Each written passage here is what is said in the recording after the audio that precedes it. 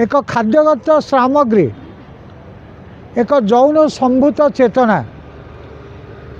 मनीषर जदि ध्येय वस्तु होता तेबे मनीष आकु एते शीघ्र गोटे अति मानस शक्तिर उन्मीलन पाई प्रयास करि नथंता। तेबे ये जो भूत संगर महोदय जहाँ जहाँ कहउछंदी से समाजर किछि निरंकुश लोक मानकर सामर्थ्य को गोटे सचेष्ट प्रयास आगरे जेहेतु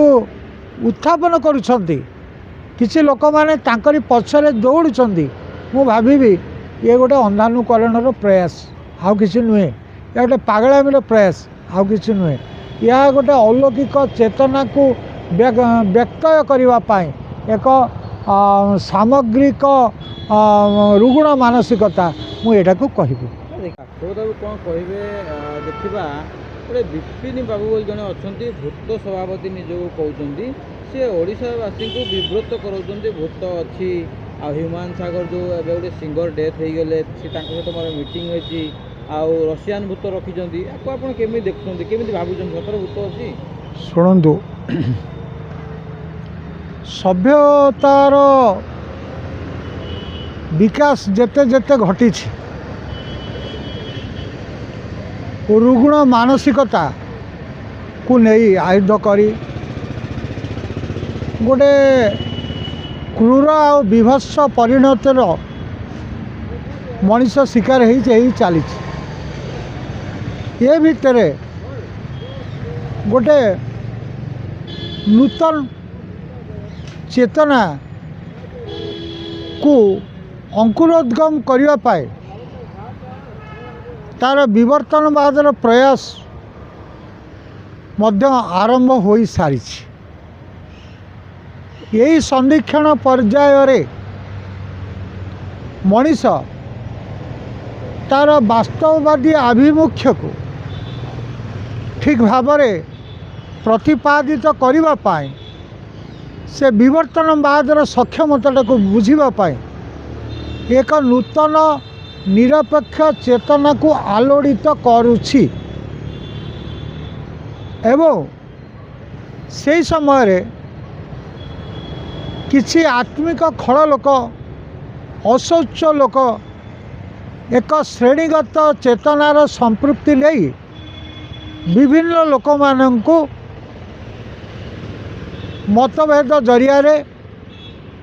एक अंधानुकरण एवं तांको मत को मध्य विभ्रांत कराउछंती एवं उदाहरण तो मु आपन को कहि पारे जमदे फटका फटका मरा समाज जमदे अलौकिक अनुभूति महाजागतिक शक्तिर उन्मीलन यही सबू भ्रांत विभ्रांत चक्रांतकारी लोक माने से माने आग को एक पाद पावच्छ अन्वेषण करने दिगरे बहुत जिनिसर संक्रामकर कारण होउछंती आ द्वारा